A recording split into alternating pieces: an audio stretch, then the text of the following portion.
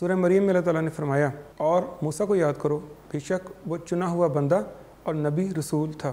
ناظرین، حضرت موسیٰ کا ذکر قرآن مجید میں 136 مقامات پر کیا گیا ہے اور آپ کو کلیم اللہ کا لقب عطا کیا گیا ہے۔ فرعون پہلی ہی نشست میں سمجھ گیا کہ یہ اللہ کی طرف سے آیا ہے۔ یہاں تو ایک بات یہ نوٹ کرنے کی ہے کہ قرآن مجید سے ثابت ہے کہ حضرت موسیٰ علیہ السلام پر جادو کا اثر ہوا۔ اتذر موسیٰ وقومہ لیفسدوا فی الارض ویذرک وآلہتک۔ بادشاہ سلامت، کیا آپ موسیٰ اور اس کی قوم کو کھلی چھوٹ دیے رکھیں گے؟ بسم اللہ الرحمن الرحیم۔ معزز ناظرین، السلام علیکم۔ اسلام کے بنیادی نظریات کے ساتھ آپ کی خدمت میں حاضر ہیں اور میں ہوں آپ کا میزبان محمد سہیل ریاض۔ ناظرین، جیسا کہ آپ جانتے ہیں کہ ہم نے اپنے سابقہ پروگرام میں حضرت موسیٰ علیہ السلام کا قصہ اپنے استاد محترم سے سمجھنا شروع کیا تھا۔ حضرت موسیٰ اللہ تعالیٰ کے ایک جلیل القدر پیغمبر ہیں، جیسا کہ سورہ مریم میں اللہ تعالیٰ نے فرمایا اور موسیٰ کو یاد کرو، بے شک وہ چنا ہوا بندہ اور نبی رسول تھا۔ ناظرین، حضرت موسیٰ کا ذکر قرآن مجید میں 136 مقامات پر کیا گیا ہے اور آپ کو کلیم اللہ کا لقب عطا کیا گیا ہے، جو کہ کوہ طور پر اللہ تعالیٰ سے براہ راست کلام کرنے کے اعزاز کے طور پر آپ کو دیا گیا۔ جیسا کہ سورہ مریم میں ہی ہے کہ اور ہم نے طور کے دائیں جانب سے اسے پکارا اور اپنا راز کہنے کے لیے اسے اپنا مقرب بنایا اور اپنی خاص رحمت سے اسے اس کا بھائی ہارون عطا کیا جو کہ نبی تھا۔ ناظرین، اللہ تعالیٰ نے حضرت موسیٰ علیہ السلام کو فرعون کی طرف بھیجا تاکہ وہ بنی اسرائیل کو غلامی سے نجات دلا سکے، جیسا کہ سورہ زخرف میں ہے کہ اور اللہ تعالیٰ نے کھلی نشانیوں کے ساتھ موسیٰ کو فرعون اور اس کے درباریوں کے پاس بھیجا اور اس نے کہا، بے شک میں اس کا رسول ہوں جو سارے جہان کا مالک ہے۔ ناظرین، حضرت موسیٰ کا قصہ غلامی اور آزادی کی جد و جہد، حق و باطل کی جنگ اور کئی نصیحتوں پر مشتمل ہے۔ جیسا کہ آپ جانتے ہیں کہ ہم نے اپنے سابقہ پروگرام میں اپنے استاد محترم ڈاکٹر عبدالسمیع صاحب سے پڑھا تھا کہ حضرت موسیٰ کو اللہ تعالیٰ نے انتہائی خطرناک حالات میں پرورش دلوائی۔ سب سے پہلے ان کو، کیونکہ فرعون نے بچوں کے قتل کا حکم دیا تھا، اللہ تعالیٰ نے حضرت موسیٰ کی والدہ کے دل میں یہ بات ڈالی کہ ان کو ایک صندوق میں ڈال کے دریا میں چھوڑ دے۔ دریا کا گزر فرعون کے محل کے پاس سے ہوتا تھا۔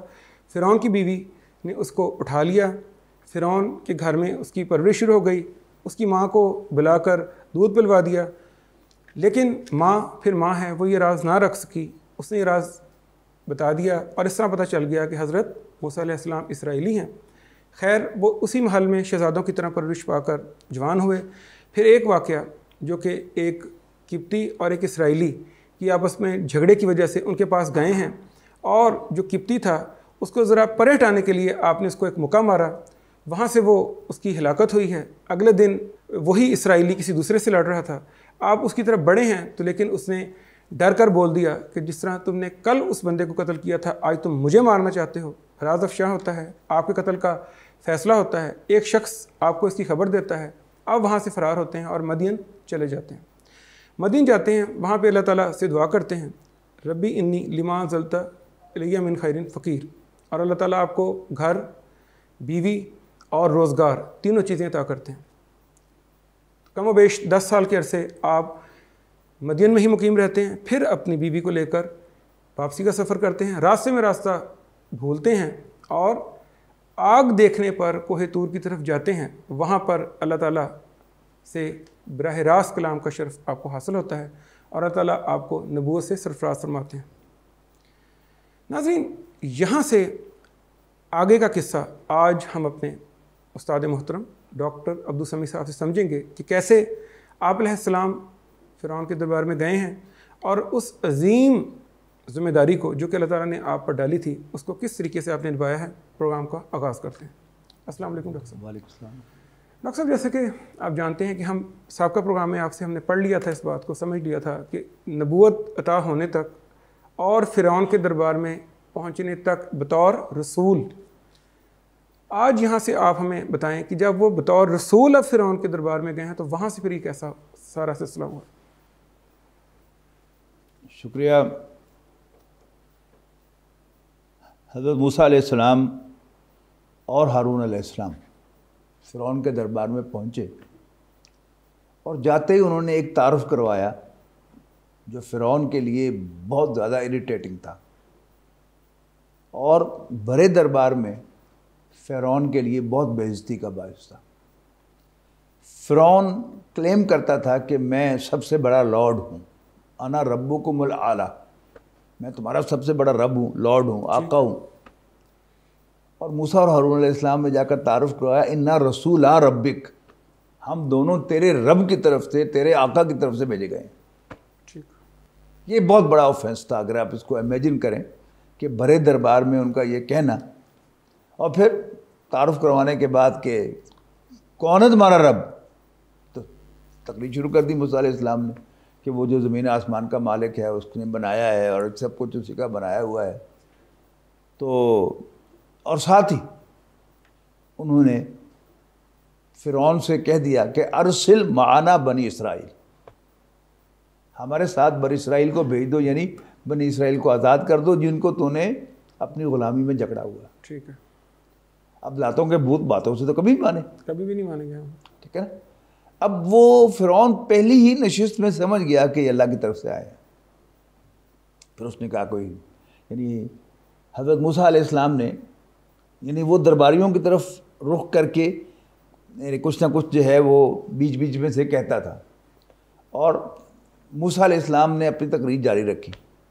اس نے بڑے ٹرکی کویسچن پوچھے، مثلا اچھا تم ہمیں تو خبردار کرنے کے لیے آ گئے ہو، وما بعض القرون الاولی، ہماری پہلی نسلوں کا کیا بنے گا؟ تو حضرت موسیٰ علیہ السلام بھی بہرحال اللہ کے نبی تھے، اس سے زیادہ انٹیلیجنٹ جواب دیا، علمھا عند ربی فی کتاب لا یضل ربی ولا ینسیٰ، اس کا علم میرے رب کو ہے اور ڈیولی ڈاکیومنٹڈ ہے، لکھا ہوا ہے، اور مجھے یقین ہے کہ میرا رب نہ بھولے گا نہ بھٹکے گا۔ یعنی اس موقع پر اپنے بزرگوں کا یا درباریوں کے بزرگوں کا ذکر کرنا کا مقصد یہ تھا کہ آپ کوئی ایسا جواب دیں جو اس کے اگینسٹ جائے اور بات کا رخ ہی چینج ہو جائے۔ ٹھیک ہے نا۔ اس کے بعد پھر فرعون نے کہا، ایک سیاسی بیان دیا، یہ بہت بڑی اہم بات ہے، کہ درباریوں سے خطاب کرتے اس نے کہا کہ یہ دو جادوگر جو ہیں یہ اپنے جادو کے ذریعے تمہیں تمہاری سرزمین سے بے دخل کرنا چاہتے ہیں۔ یہ کیا تھا؟ یہ سیاسی بیان تھا۔ جیسے آج سے 40 سال پہلے 50 سال پہلے اگر کسی سیاستدان کے بارے میں یہ بات اسٹیبلش ہو جائے کہ یہ انڈیا کا ایجنٹ ہے تو اس کی سیاست صفر ہو جاتی تھی۔ بالکل ٹھیک، بالکل ٹھیک۔ تو اس نے یہ بیان دیا، یعنی پبلک اوپینین کو اپنے فیور میں کرنے کے لیے اور موسیٰ علیہ السلام کے خلاف کرنے کے لیے۔ سر یہاں پہ کویسچن ہے کہ اس دور میں جو اس نے جادوگر کہا ہے، جادوگر یا جادو بہت زیادہ تھا، یعنی اس کے ماہر بہت زیادہ تھے، یہ بھی وجہ تھی اس کی؟ ایک نہیں، یہ وجہ نہیں تھی۔ اس نے جب ثبوت مانگا موسیٰ علیہ السلام سے کہ ثبوت کیا ہے کہ تم اللہ کی طرف سے بھیجے گئے ہو، تو موسیٰ علیہ السلام نے عصا پھینکا زمین پر اور وہ ایک دم سانپ بن گیا، بلکہ اژدہا بن گیا بہت بڑا، اور دوسرا وہ گریبان میں سے ہاتھ بغل میں لے کر گئے، وہ جو 2 نشانیاں دے کر اللہ نے بھیجا تھا نا کہ یہ میری 2 نشانیاں لے کر جاؤ فرعون کے پاس، نہ ہوتا ہوا وہ سرکشی پر اتر آیا ہے، اور وہ دکھایا۔ اب اس نے فوراً بادشاہ نے یعنی 2 کام کیے، ایک تو یہ سیاسی بیان دیا، دوسرا اس نے اپنے درباریوں کو کہا کہ یہ جادوگر ہے۔ یعنی مقصد کیا تھا؟ یعنی اللہ کا رسول ثابت کرنے کی بجائے حضرت موسیٰ کلیم کر رہے تھے کہ میں تیرے رب کا بھیجا ہوا رسول ہوں اور یہ اس کی نشانیاں ہیں۔ اس نے ڈائیورٹ کیا اس کو کہ یہ جادوگر ہیں اور اپنے جادو کے ذریعے سے تمہیں تمہارے سرزمین سے بے دخل کرنا چاہتے ہیں اور تمہاری مثالی تہذیب کو نابود کرنا چاہتے ہیں۔ یعنی کہ ان کا مقصد حکومت حاصل کرنا ہے، تخت حاصل کرنا ہے، ان کو آزاد کرانا نہیں ہے۔ ٹھیک ہے۔ اچھا، اب موسیٰ علیہ السلام بہرحال اللہ کے پیغمبر تھے۔ اب اس نے درباریوں سے پوچھا کہ پھر تمہاری کیا رائے ہے؟ پہلے اس نے وہ سیاسی بیان چھوڑ دیا، اب اس نے ان کو اپنے حق میں کر لیا۔ ٹھیک ہے۔ تو فرعون نے پوچھا کہ تمہاری کیا رائے ہے، تم کیا کہتے ہو؟ تو انہوں نے کہا کہ جی کچھ ٹائم گین کریں، ارجہ وا خاؤ، کچھ دیر کے لیے ذرا ان کو چھوڑ دیں، اور ان دا مین ٹائم پورے ملک میں سے جو ماہر جادوگر ہیں ان کو بلا کریں اور پھر جادو کا مقابلہ کرا دیں، تو اس سے معاملہ فکس ہو جائے۔ تو فرعون نے پوچھا کہ پھر کون سی ڈیٹ، کون سا دن مناسب ہے؟ تو حضرت موسیٰ علیہ السلام نے کہا کہ وہ جو فیسٹیول کا دن ہے، میلہ جہاں ہوتا ہے، پورے آٹومیٹک لوگ اکٹھے ہوں گے، لوگ اکٹھے ہوتے ہیں، تو اسی میں یہ کر لیں. ٹھیک. اچھا، اب وہ اگلا سین جو ہے قرآن مجید بیان کرتا ہے کہ وہ سین سج گیا، پبلک ساری آ گئی اور جادوگر بھی آ گئے. تو جادوگروں نے فرعون سے پوچھا کہ جی اگر ہم جیت جائیں گے تو کوئی انعام شنام بھی ملے گا ہمیں کہ نہیں؟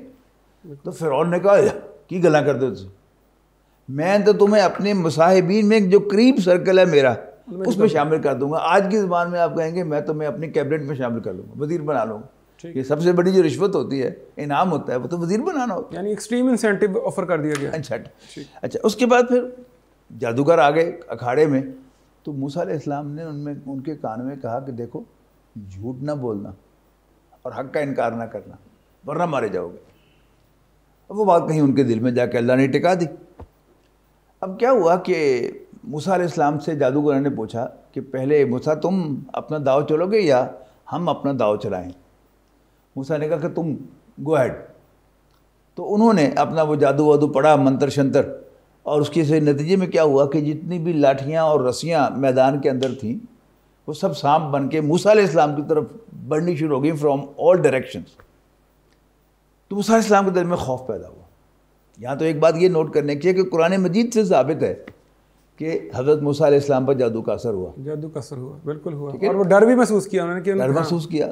یعنی میں یہ بات اس لیے واضح کر رہا ہوں کہ منکرین حدیث جو ہیں یہ پھیلانا چاہتے ہیں کہ جی اگر وہ نبی اکرم صلی اللہ علیہ وسلم پر جادو ہونے والی حدیث درست ہے تو پھر قرآن کی کیا سیکیورٹی رہ گئی، نبوت کی کیا سیکیورٹی رہ گئی.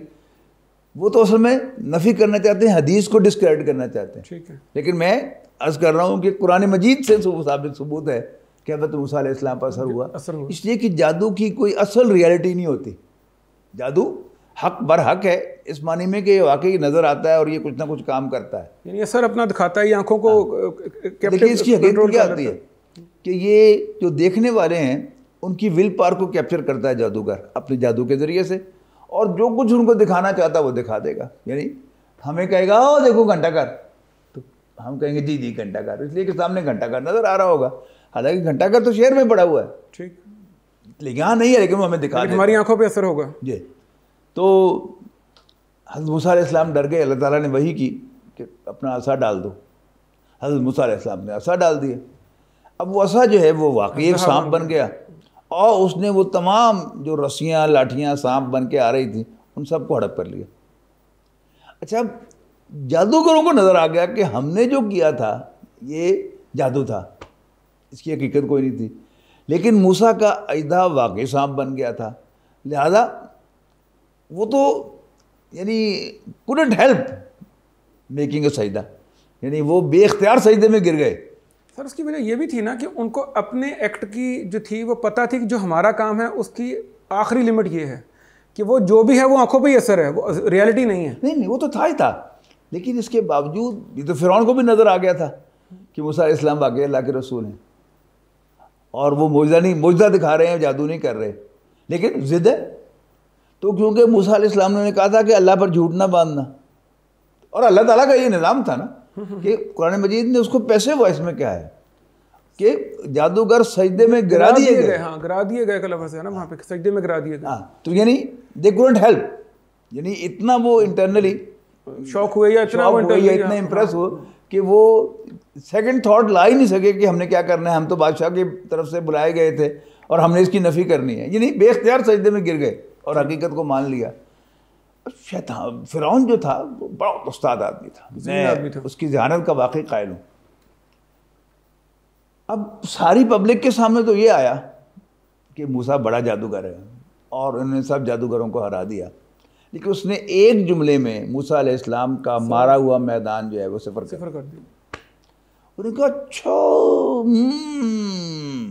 اب چلا پتا مجھے کہ یہ تو تمہارا گرو تھا جس نے تمہیں جادو سکھایا تھا، اور تم نے میرے سامنے نورا کشتی کی ہے. Fix match. ٹھیک ہے نا.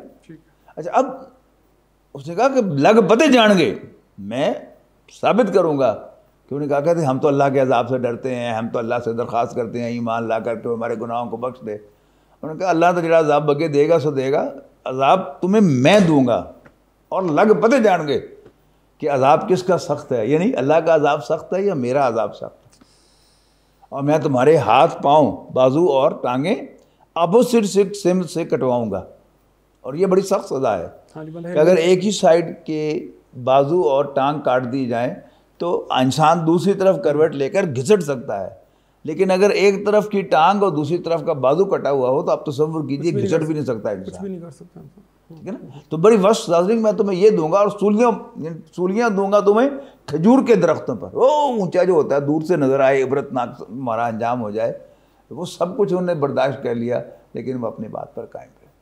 اچھا اب کیا ہو گیا، موسیٰ علیہ السلام نے بنی اسرائیل میں آزادی کی تحریک شروع کر دی، ٹھیک ہے؟ اچھا ایک ذہن میں رکھیے گا کہ آزادی کی تحریک جو ہوتی ہے وہ کسی زبان کی بنیاد پر ہو، علاقائی بنیاد پر ہو، نسلی بنیاد پر ہو، اس کو جو محب وطن لوگ ہیں وہ فتنہ سمجھتے ہیں، صحیح ہے، لہذا ایک دم یعنی فرعون کے درباریوں نے فرعون سے کہا، بادشاہ سلامت، اتذر موسیٰ وقومہ لیفسدوا فی الارض ویذرک وآلہتک، بادشاہ سلامت کیا آپ موسیٰ اور اس کی قوم کو کھلی چھوٹ دیے رکھیں گے کہ وہ آپ کو اور آپ کے خداؤں کو نظر انداز کریں اور زمین میں فساد پھیلائیں اور آپ کو اور آپ کے خداؤں کو نظر انداز کریں؟ ٹھیک، اچھا اب یہ زمین میں فساد تو وہی جو اس نے کہا تھا پہلے کہ یہ تمہیں تمہاری زمین سے بے دخل کرنا چاہتے ہیں، اور پیٹریوٹک آدمی کی یہی سوچ ہوتی ہے، لیکن یہاں اس جملے میں ایک بڑا خاص نقطہ ہے کہ فرعون ربکم اور اعلیٰ کا کلیم کر رہا تھا، اگرچہ ایک دفعہ اس نے کہا کہ میں اپنے سوا کسی کو الہ نہیں پاتا، یعنی الہ کے کئی مفہوم ہیں، کھلانے والا، پلانے والا، سپروائز کرنے والا، لیکن اصل دعوے دار وہ نہ خالق کا تھا اور نہ ہی الہ کا تھا، اس کے بھی الہ کوئی اور تھے، وَيَذَرَكَ وَآلِهَتَكَ، آپ کو اور آپ کے خداؤں کو نظر انداز کر دے، ٹھیک، یعنی کہ وہ صرف لوگوں کے اوپر جو اپنی دسترس تھا اس کا دعوے دار تھا۔ ہاں اب اس نے اس کا جواب کیسے دیا؟ یعنی حضرت موسیٰ علیہ السلام کی جو سٹوری ہے یہ قرآن مجید میں سیاسیات کا ایک بہت بڑا چیپٹر ہے جو اللہ تعالیٰ نے پڑھایا ہے۔ جیسے میں نے کہا نا کہ سیاسی بیان دیا فرعون نے کہ تمہیں تمہاری سرزمین سے بے دخل کرنا چاہتا ہے، اسی طرح اس موقع پر آج بھی دیکھیے جب کوئی نئی گورنمنٹ بنتی ہے اور لیڈر آف دی اپوزیشن جو ہے وہ اپنی ایکٹیویٹی دکھاتا ہے، حکومت کے خلاف جو ہے وہ بہت سے اقدامات کرتا ہے، پبلک کو موبلائز کرتا ہے، اب پبلک جو کیبنٹ میٹنگ ہے اس میں جو وزراء ہیں وہ پرائم منسٹر کو مشورہ دیتے ہیں کہ جی ہمیں اپوزیشن لیڈر کو اریسٹ کر لینا چاہیے، گرفتار کر لینا چاہیے، یہ بہت فساد پھیلا رہا ہے، ٹھیک ہے، تو اس پر پرائم منسٹر کہتا ہے کہ ہمیں میں انہوں لیڈر بناؤں، یعنی اگر ہم اس کو گرفتار کر لیں گے تو بڑا لیڈر بن جائے گا، یعنی اس کو امپورٹنس دی جائے گا، اس کی بات کو اہمیت دی جائے، تو ٹھیک ہے، تو ہم ادھر تو پبلک کو دیں گے آزادی کا جسچر، ٹھیک، لیکن بندوبست کیسے کریں گے؟ سنقتل ابناءہم ونستحیی نساءہم، پھر انہوں نے کہا ہم ان کے بیٹوں کو قتل کریں گے اور ان کی عورتوں کو زندہ چھوڑیں گے۔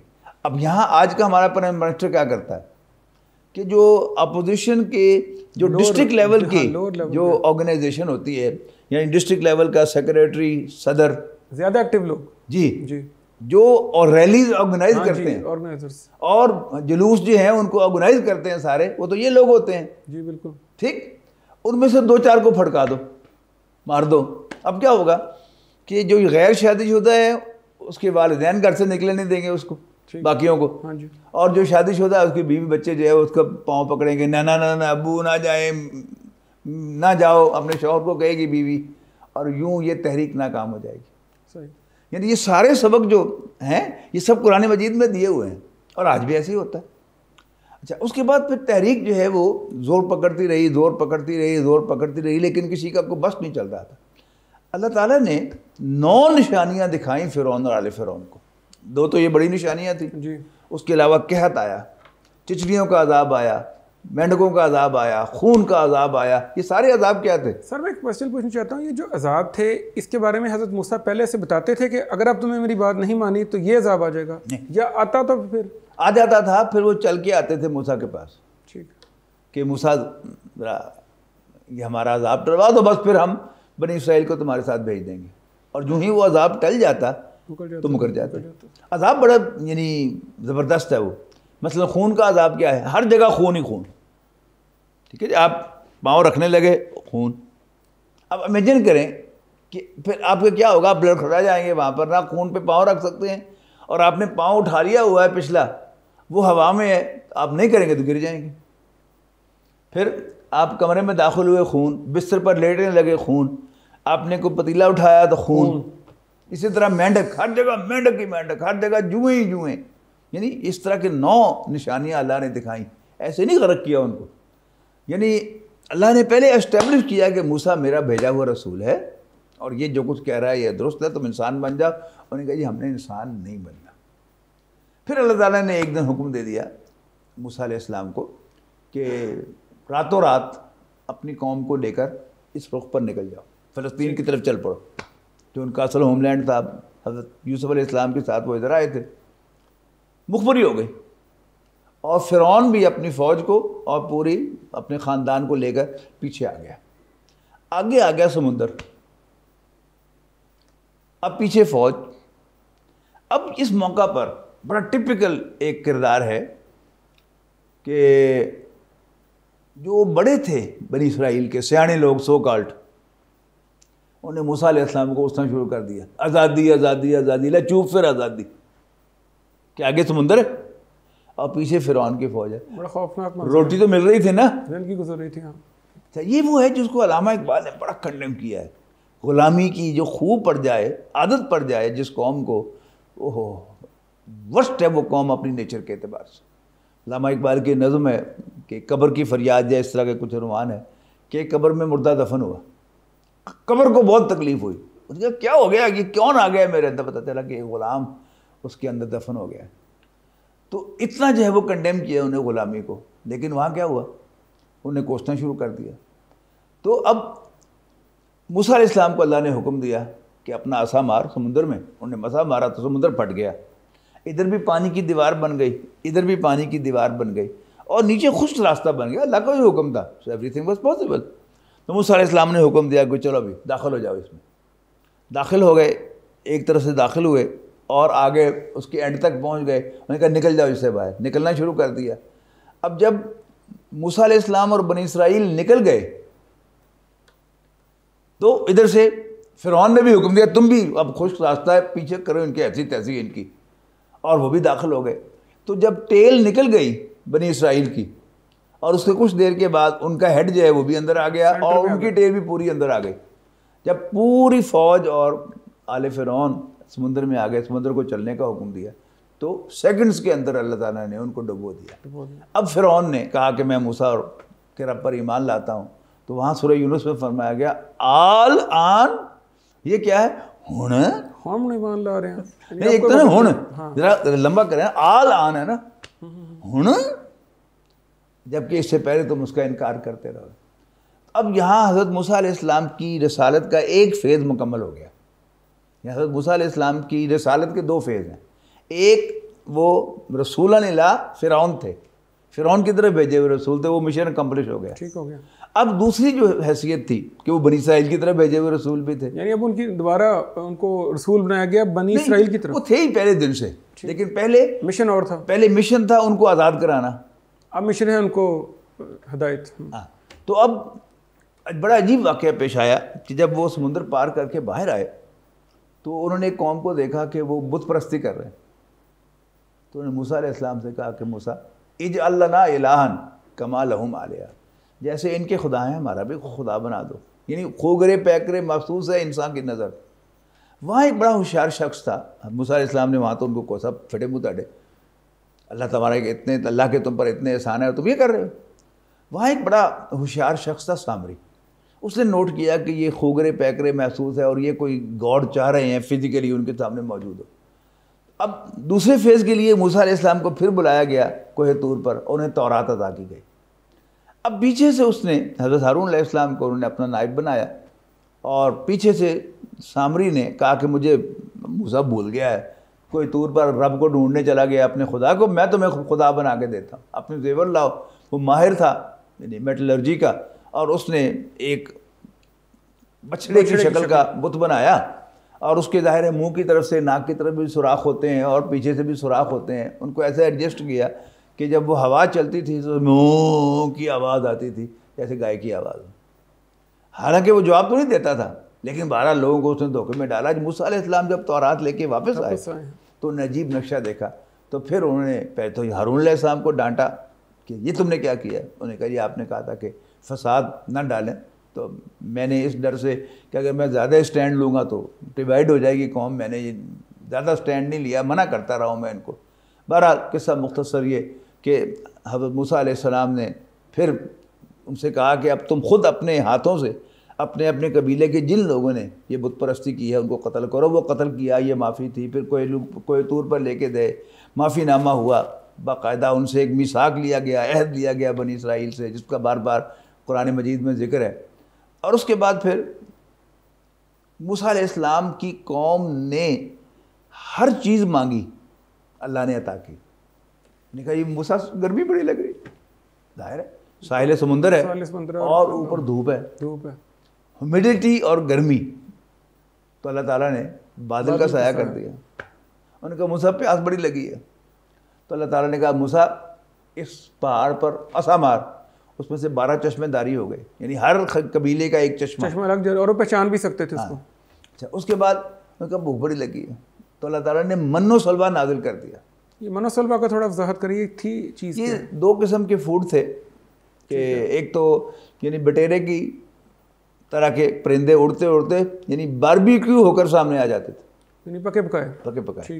اور صبح سو کر اٹھتے تھے تو کوئی یعنی جیسے اوس پڑی ہوتی ہے ہر چیز پر، یہ سب سے رنگ کی ایک چیز پڑی ہوتی تھی، اس کو اکٹھا کرتے تھے، وہ کھا لیتے تھے. تو یہ من و سلوہ تھا جو نازل ہوتا تھا. ان کو پھر تکلیف ہوئی کہ منوٹنی ہو گئی ہے. موسیٰ ہم چاہتے ہیں کہ ہم زمین سے اگنے والی چیزیں کھائیں، یعنی ایک ہی طرح کی چیز نہیں کھائی جا رہی. ہاں ایک ہی طرح کی وہ منوٹنی جو ہے وہ قابل قبول نہیں ہے. تو موسیٰ علیہ السلام نے ریکویسٹ بھیج دی اوپر. اللہ نے کہا پھر دفع ہو جاؤ، اترو. پھر صحرا میں تھے نا ریت، کہ کسی سیٹلڈ ایریا میں چلے جاؤ اور وہاں پر اگاؤ اور کھاؤ. اس کے بعد حضرت موسیٰ علیہ السلام کو جب تورات عطا ہو گئی، تورات میں پورا کوڈ آف لائف تھا، احکام تھے، پینل کوڈ تھا، سول رولز تھے.